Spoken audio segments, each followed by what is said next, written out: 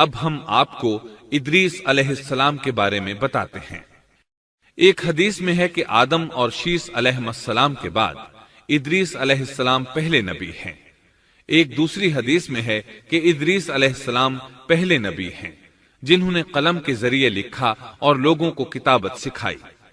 حافظ ابن کثیر نے ان کا حلیہ کچھ یوں بیان کیا ہے: پورا قد و قامت، خوبصورت، خوب رو، گھنی داڑھی، عمدہ اوصاف کے مالک، چوڑے کندھے، مضبوط ہڈیاں، دبلے پتلے، سرمگی چمکدار آنکھیں، گفتگو باوقار، خاموشی پسند، سنجیدہ اور متین، چلتے ہوئے نظر نیچی، انتہائی فکر و خوض کے عادی، غصے کے وقت سخت غضبناک، باتیں کرنے میں شہادت کی انگلی سے بار بار اشارہ کرنے کے عادی۔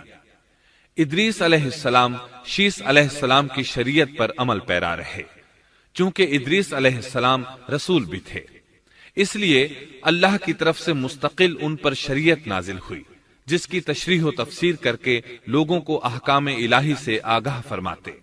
ادریس علیہ السلام نے جب دیکھا کہ مفسدین ایمان والوں پر ظلم و زیادتی کر رہے ہیں، ان کا فساد بڑھتا جا رہا ہے اور سمجھانے کے باوجود یہ لوگ باز نہیں آ رہے، تو انہوں نے اپنے پیروکاروں کو جہاد کا حکم دیا۔ ادریس علیہ السلام پہلے شخص ہیں جنہوں نے اللہ کے راستے میں جہاد کیا، غنیمتیں حاصل کی اور دشمنوں کو قیدی بنایا، لیکن غنیمتیں اور قیدی ان کے لیے حلال نہیں تھے۔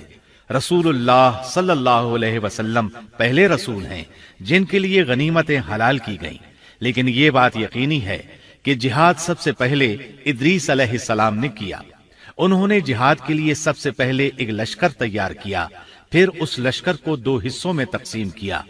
ایک حصہ پیادوں پر مشتمل تھا، دوسرا سواروں پر۔ چنانچہ بھرپور تیاری کے بعد ادریس علیہ السلام نے قابیل کی قوم پر چڑھائی کر دی۔ حق و باطل کے درمیان زبردست مارکے ہوئے۔ آخرکار ادریس علیہ السلام نے انہیں گھٹنے ٹیکنے پر مجبور کر دیا، ان کا بہت سا مال و اسباب لوٹ لیا اور لوگوں کو قیدی بنا لیا۔ اللہ تعالیٰ نے ان تمام باتوں کا ذکر نہیں فرمایا، بلکہ اللہ نے ان کی سیرت کے بارے میں اپنی کتاب قرآن مجید میں اشارتاً ذکر فرمایا ہے۔ مثلا سورہ مریم آیات 56 اور 57 میں ارشاد ہوتا ہے: اور اس کتاب میں ادریس کا بھی ذکر کر، وہ بھی نیک کردار نبی تھے، ہم نے انہیں بلند مقام پر اٹھایا۔ ان کے بلند مرتبے کے بارے میں بخاری اور مسلم میں حدیث موجود ہے کہ نبی کریم صلی اللہ علیہ وسلم نے فرمایا: میں نے معراج کی رات 4تھے آسمان پر ادریس علیہ السلام سے ملاقات کی، وہ 4تھے آسمان پر بلند مقام پر فائز تھے۔ ابن جریر نے ایک روایت بیان کی ہے، وہ روایت اس بات کی وضاحت کرتی ہے کہ اللہ تعالیٰ کے ارشاد سے کیا مراد ہے، اس کا کیا مفہوم ہے۔ ابن جریر کے علاوہ دیگر بڑے بڑے مفسرین اور مورخین نے بھی اس روایت کو ذکر کیا ہے، لیکن اس کی کوئی صحیح سند نہیں مل سکی۔ وہ روایت یہ ہے: ابن ابی حاتم وغیرہ نے اس روایت کو ہلال بن یسار سے بیان کیا ہے۔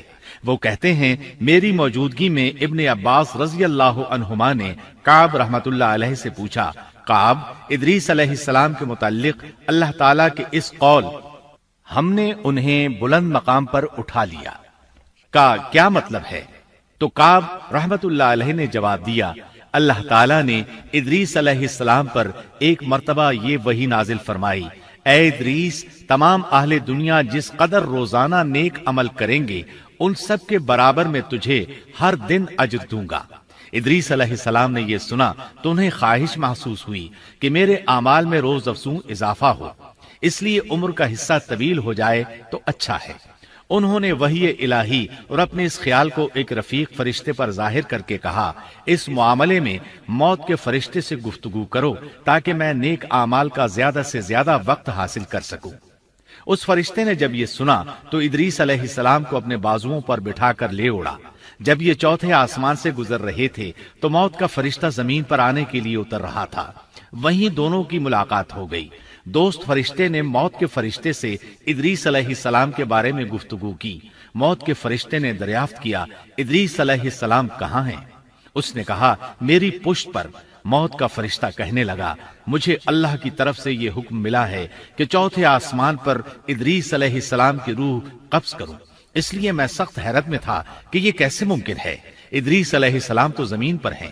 چنانچہ موت کا فرشتہ ادریس علیہ السلام کے پاس آیا، ان سے اجازت طلب کی اور ان کی روح قبض کر لی۔ انبیاء کو یہ امتیاز حاصل ہے کہ فرشتہ ان کی اجازت کے بغیر ان کی روح قبض نہیں کر سکتا، اور رسول اللہ صلی اللہ علیہ وسلم کو تو یہ اختیار دیا گیا کہ آپ دنیا میں مزید رہنا پسند کریں تو رہ سکتے ہیں، یا پھر رفیق اعلیٰ کی رفاقت کو پسند کر لیں۔ آپ نے رفیق اعلیٰ کی رفاقت کو پسند فرمایا۔ اس طرح ادریس علیہ السلام کی روح چوتھے آسمان پر قبض کی گئی۔ انہیں بھی عیسیٰ علیہ السلام کی طرح آسمان پر اٹھایا گیا۔ فرق یہ ہے کہ عیسیٰ علیہ السلام کی روح قبض نہیں کی گئی۔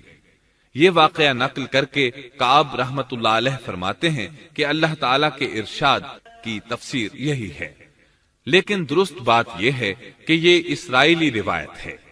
ادریس علیہ السلام کی وفات ہو گئی تو لوگ فساد میں اور بڑھ گئے، ان میں شر پھیل گیا، تاہم وہ توحید پر قائم رہے۔ بت پرستی کا ان میں کوئی شعور نہیں تھا۔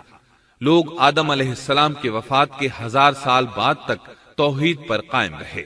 ان میں فسق و فجور ضرور تھا، لیکن شرک نہیں تھا۔ اللہ تعالیٰ کے اس ارشاد دراصل لوگ ایک ہی امت تھے کا یہی مطلب ہے۔